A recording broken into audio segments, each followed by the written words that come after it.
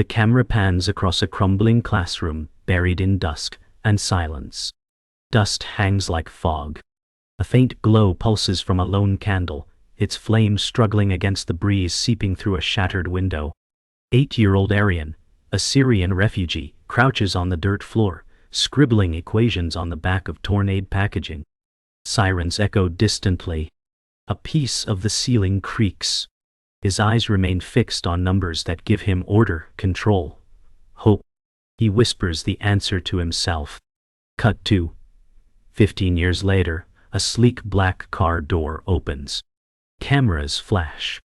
Aryan, now 23, steps onto a stage in Geneva to a standing ovation. His name is etched on the banner behind him, founder of the world's most used online education platform for displaced children. But he doesn't smile. His gaze finds the spotlight, not as a destination, but a memory. That classroom never left him. The applause fades beneath his mother's voice, echoing in his mind. Even the stars grow in darkness. The days in the camp blurred like paint in rain. Tents stood like ghosts under gray skies, their canvas flapping in wind that always carried stories, some true, most unbearable. Aryan followed his mother's heels, her stride always brisk, always bracing against whatever bad news the wind blew in. She clutched a cracked plastic basin filled with lentils, the day's ration.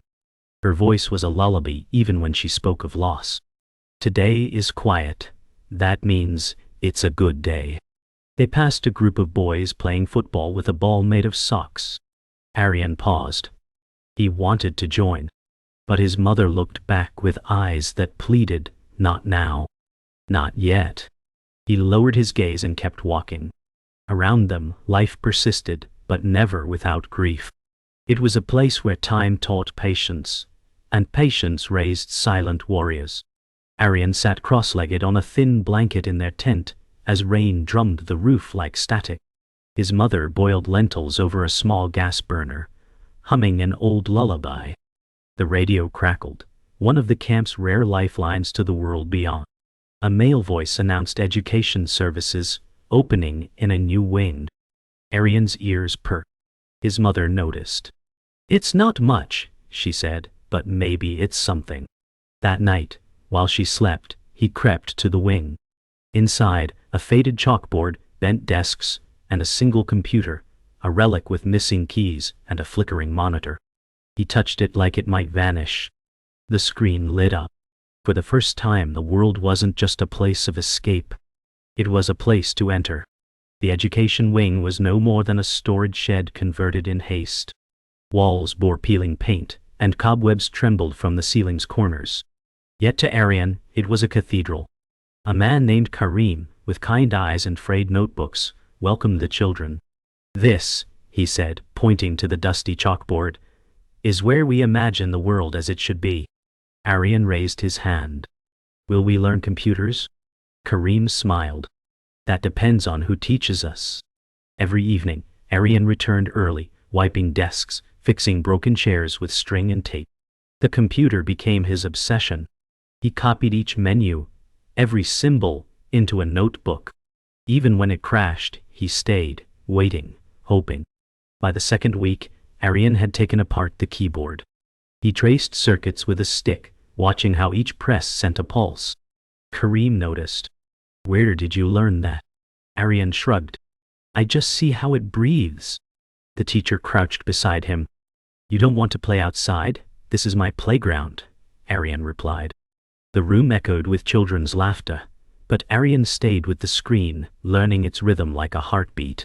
At night, when electricity failed, he recited code from memory, fingers drawing invisible lines on the tent walls.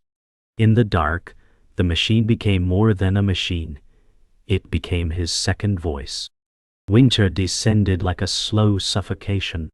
Frost bit through the canvas walls of the tent, icing over water jugs, and curling the corners of paper notebook. Aryan clutched a wool shawl his mother had stitched from donated scraps. He still walked each day to the learning shed, even when his shoes cracked and his breath clouded. But when he arrived, the computer was gone. Stolen. Karim broke the news gently, his eyes low. I'm sorry, Arian.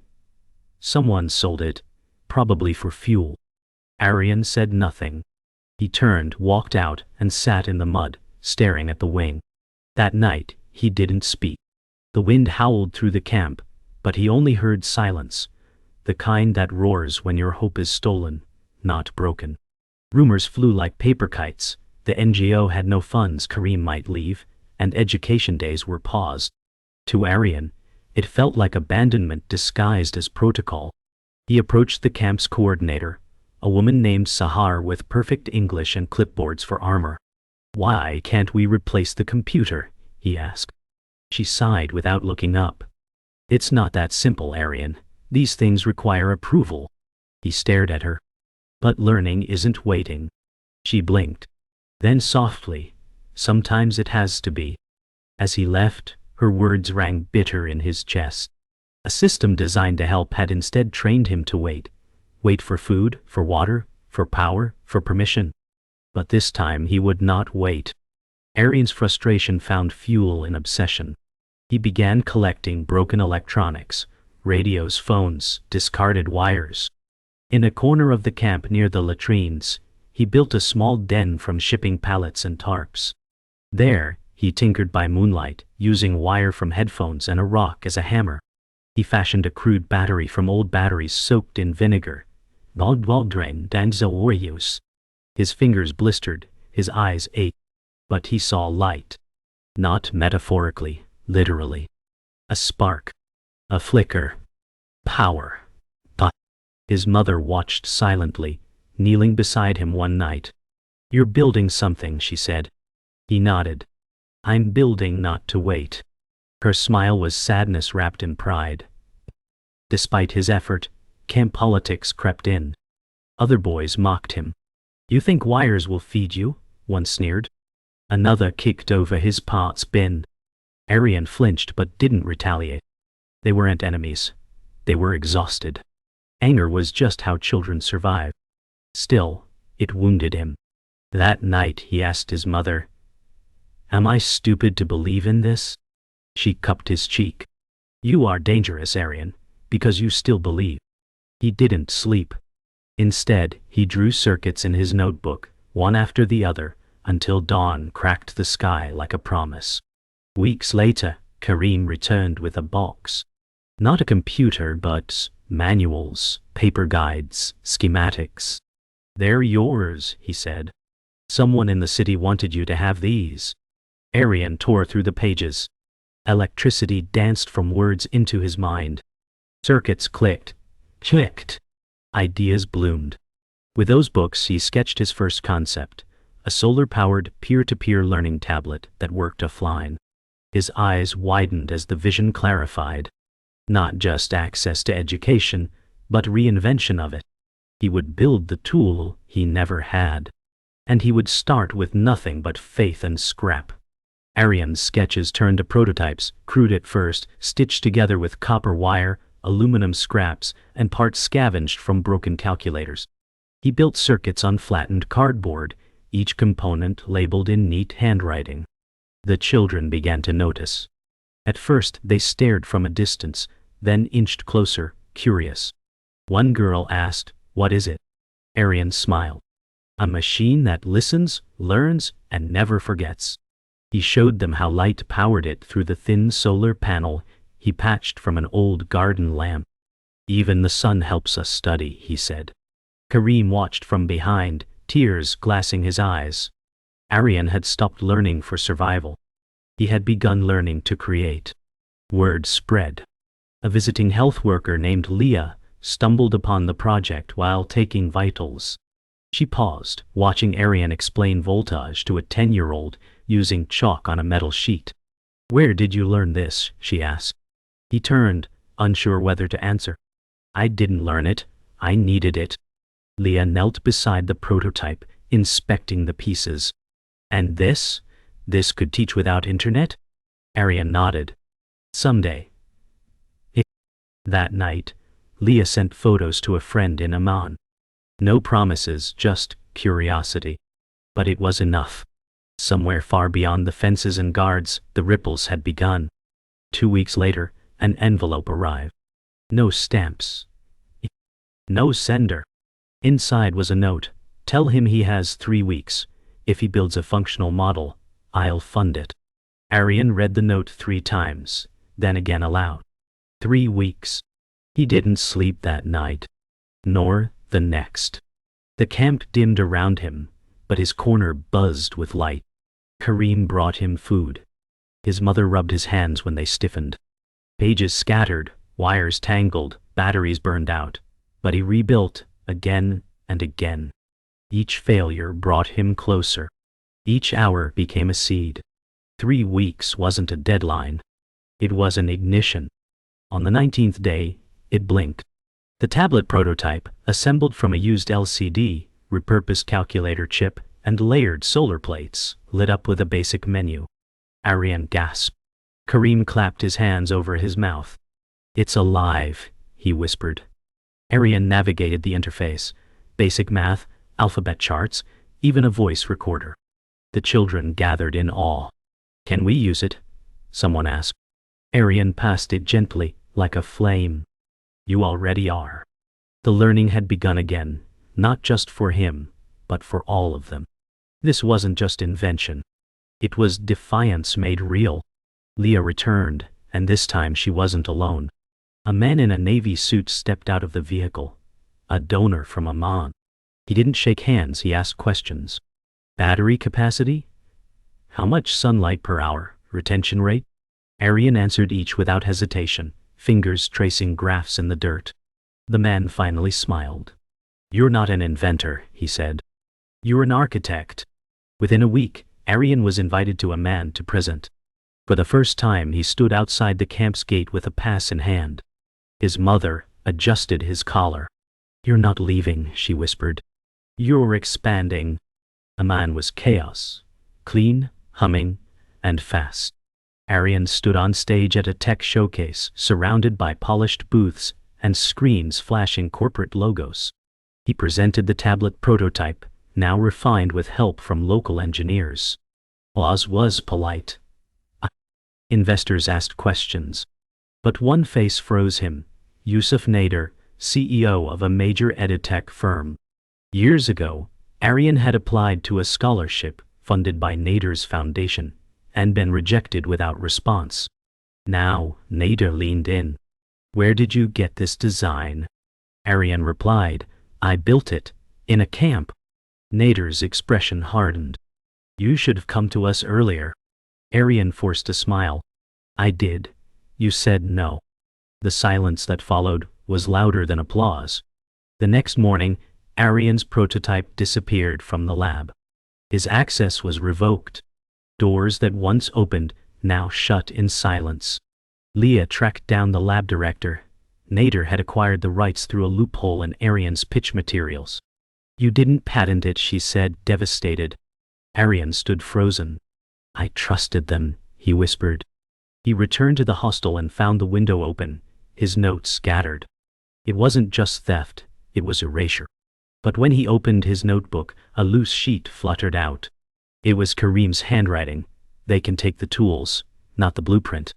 Arian wiped his eyes. The war hadn't taken him. A boardroom wouldn't either. Refusing to fold, Arian went underground, literally. In an unused metro tunnel turned tech co-op, he met other inventors cast aside by the system. Women coders, blind engineers, refugee thinkers. Together, they began building again. Not for profit, but for reach.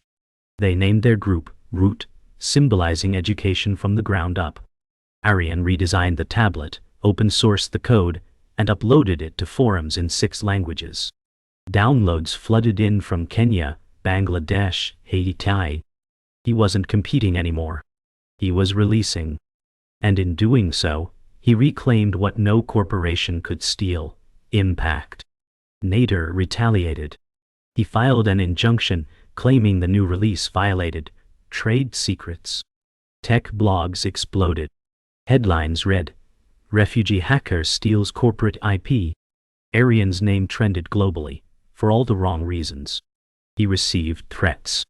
Government officials backed away. Leah begged him to stay low. They want to scare you into silence. Arian stared at the headlines. Then, I'll make noise. That night, he live-streamed his original sketches, timestamps, camp documentation, and Kareem's letters. Viewers flooded in. The story shifted. Hashtags bloomed. By dawn, global media demanded Nader's resignation. 2 days later, Root received a letter. Not from a court, but from the United Nations. They wanted a pilot of the learning system deployed in refugee camps worldwide. Arian stared at the header, his hands trembling. They see us, he whispered. Leah hugged him. For the first time, Arian smiled without caution. He sent word back to Kareem. His mother danced in the kitchen of their new apartment, one room but safe. The same night he went to the rooftop, stared at the stars, and whispered, "We're coming." The war hadn't given him purpose. It had revealed it, and now the world would feel it. The launch was not marked by confetti or applause, but by silence, thousands of screens powering on in the most forgotten corners of the world. In a camp in Ethiopia, a boy traced the alphabet on Arian's interface. In Gaza, a girl whispered English words back to the tablet's voice. In Ukraine, a mother cried as her child read aloud for the first time. The system went live in 12 countries overnight, operating without internet, powered by the sun, speaking 27 dialects. Arian watched the user map glow, each new light like a heartbeat. They're not just learning, he said. They're awakening. The world didn't react, until it did. The backlash was swift. A government official in Eastern Europe claimed the platform was unauthorized influence. In Kenya, telecom lobbyists accused Root of disrupting market stability. Anonymous groups spread misinformation, calling Arian a data thief, a radical coder. Leah watched the headlines with clenched fists. They're afraid, she said. Arian remained still. Let them be. But when several camps blocked the system's usage, children began protesting, holding handmade signs that read, "Let us learn." Videos went viral. Arian reposted them with one sentence, "Truth educates." And truth, finally, had gone viral. In a special assembly at the United Nations, Arian was invited to speak. The chamber filled with heads of state, educators, and delegates. He stood alone at the podium, holding his mother's scarf folded in his pocket. Education, he began, is not bandwidth. It is not a luxury. It is the act of being seen. He spoke not as a tech founder, but as a child who once had no voice. His closing line echoed across marble walls. Don't measure our worth by where we come from. Measure it by what we build when no one's watching. When he stepped down, the room remained silent.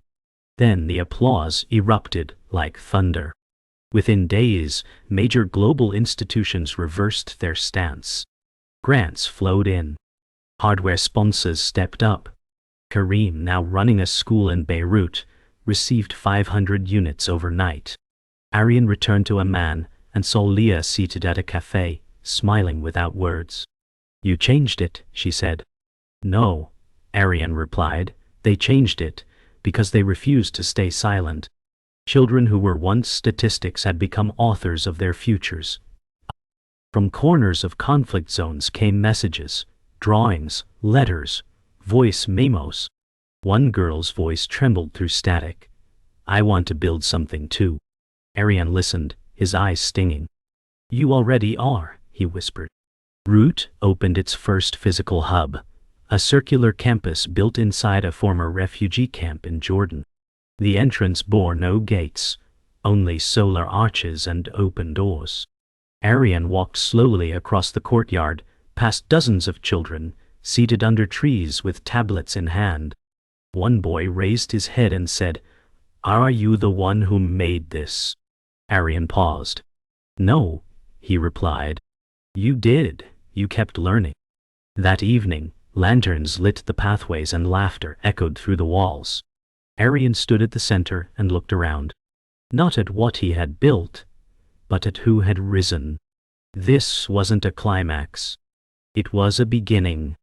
Arian returned to the camp where it all began. The wind still spoke in the same low hum. The tents now fewer, but the soil unchanged. He walked past the corner where his workbench once stood, now replaced by a small shelter labeled Arian's Lab. Children ran past, laughter chasing them like sunlight. He stepped into the old learning shed, now fully renovated, with clean benches and 3 working tablets charging under solar trees. A woman greeted him. It was the girl who once asked, "What is it?" Now grown, she was the teacher. "You built this," she said. Arian shook his head. "No, I just refused to stop imagining it." He visited his old tent, now unoccupied, its frame sagging. He knelt beside it and placed his notebook there. The same one filled with years of equations, code, and dreams. "Oh, let it stay here," he whispered. "Let it teach." Behind him, a small boy peeked around the corner. "Is that for us?" Arian nodded. "It's yours now." The boy approached reverently, opening the cover as if it were treasure. He turned the first page. A diagram. A phrase, "Even the stars grow in darkness."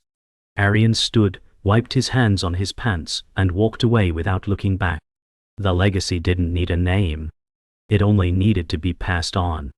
Weeks later, back at Root's headquarters, Arian joined a video call with learners from across continents. Each tile on the screen showed a child in a classroom, a tent, a mountaintop, a boat. They waved, laughed, asked questions.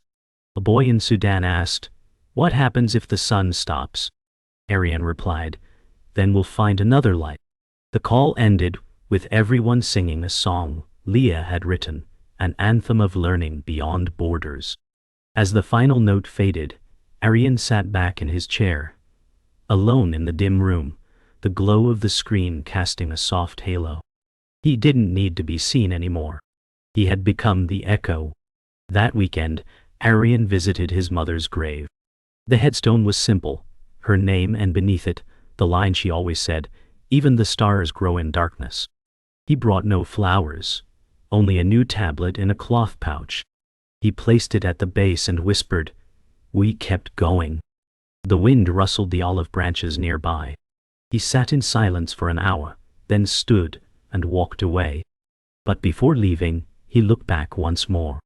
The sun broke through the clouds just then, lighting the grave in a single steady beam. She would have laughed at that. At a global summit, months later, Arian was presented with a humanitarian award. Cameras flashed, lights pulsed. But as the host called his name, he didn't rise. Instead, a girl of 12 walked on stage. She wore a school uniform from the new Root School in Damascus.